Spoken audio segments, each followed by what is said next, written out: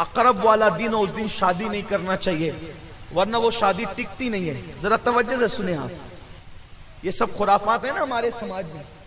जो अकरब है उस दिन शादी नहीं करना चाहिए। क्यों भाई?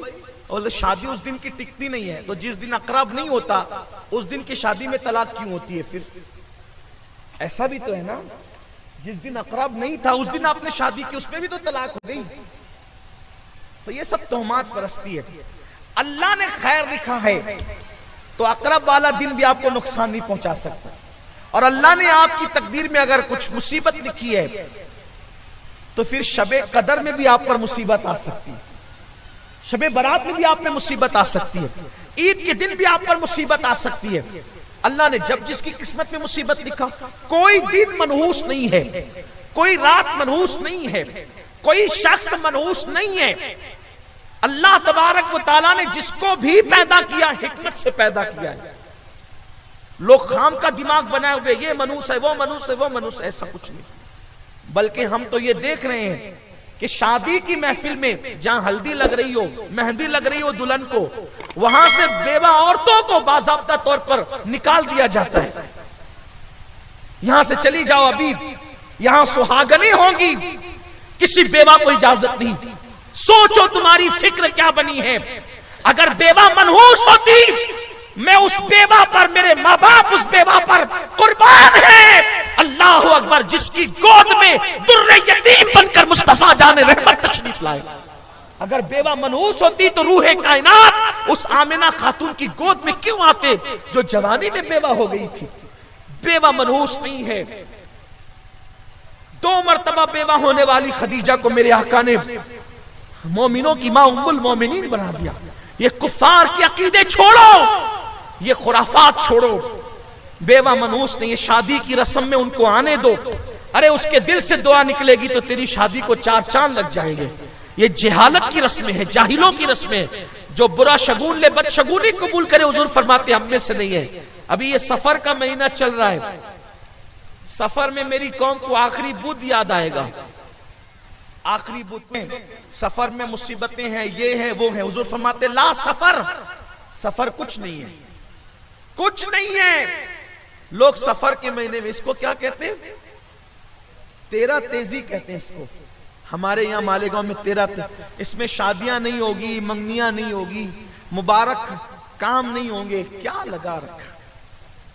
आका फरमाते ला सफर, सफर कोई चीज नहीं, कोई चीज नहीं है सफर। अल्लाह जब खुशियां देना चाहे तो सफर में भी दे दे।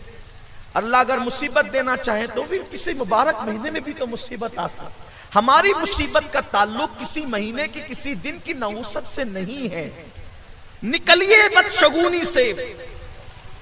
और ये आखिरी बुध के दिन जो गुस्ल करे उसकी मुंडी हिलने लगती है। मैं कहता हूं या अल्लाह, ये कहां कहां से लाते हैं।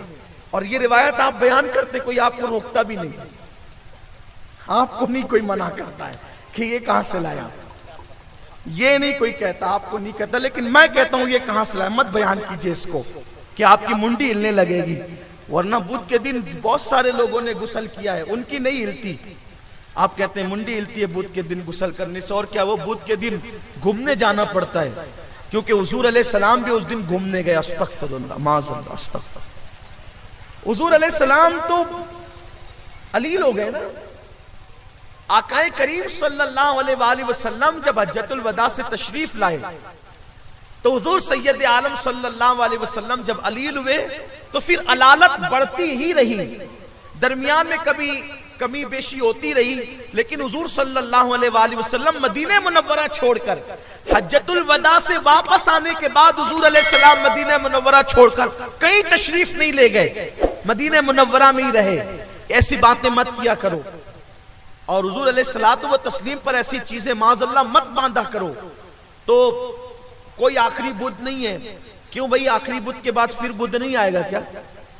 ये कौन सा आखिरी बुध है? अच्छा, सफर का आखिरी बुध, उसके बाद फिर सफर का कोई बुध नहीं आएगा। अगर इस नियत से कहते हो तो चलिए कोई हुक्म तो, चूंकि मैं तो कोई मुफ्ती नहीं हूं, लेकिन उस पर कुछ आपको नहीं कहता, लेकिन उसमें ये घूमना, तफरी करना और ये करना और वो करना, ये सब आपने गढ़ा है, इसकी कोई वो नहीं है, शरीयत में इसकी कोई इजाजत नहीं है कि घूमने ही जाना पड़े।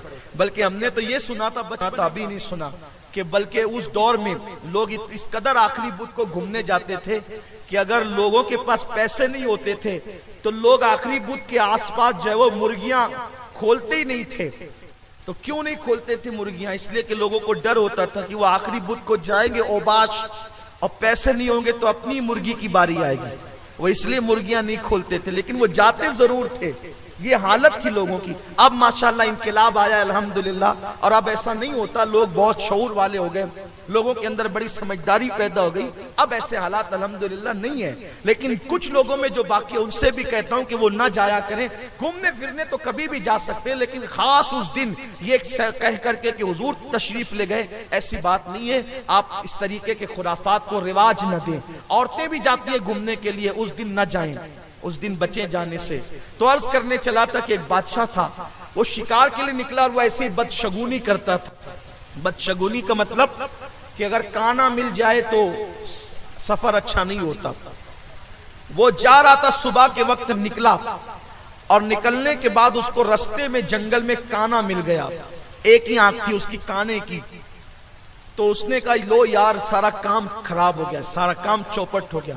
और लोगों ने पूछा क्यों? कहा ये काना दिख गया है, और ये काने मनहूस होते हैं, अब तो शिकार के लिए निकले, शिकार हाथ लगेगा ही नहीं।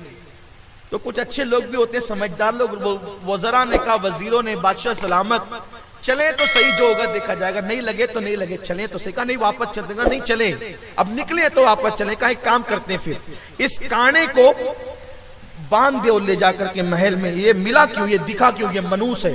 बहुत गालियां दी उसको, मनूस तो दिखा क्यों, मेरा पूरा सफर तूने मेरी सैर तफरी बर्बाद कर दी, ले जाओ इसको बांध कर धूप में खड़ा कर दो, शाम को आएंगे फिर देखेंगे इसके बारे में फैसला क्या करना है।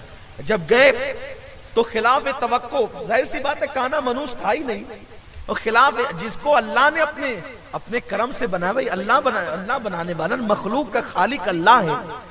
तो गया तो एक से एक परिंदे और जानवर उसके हाथ लगे। जिसको शिकार करना चाहता, उस दिन उसका कोई निशाना जो है वो खता किया ही नहीं, उस दिन कोई तीर उसका खता नहीं किया।